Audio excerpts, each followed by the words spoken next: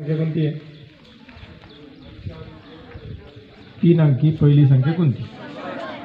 100. ठीक आहे. आणि जे लहानात लहान 3 अंकी संख्या 100 आहे आणि मोठ्यात मोठी 3 अंकी संख्या म्हणजे 100 ते 999 या 3 अंकी संख्या आहेत. आता या 3 अंकी संख्येपैकी कोणतीही एक संख्या मनात धरा. तुम्ही तुमची धरायची. कोणतीही एक 3 अंकी संख्या मनात धरायची. धरली आहे.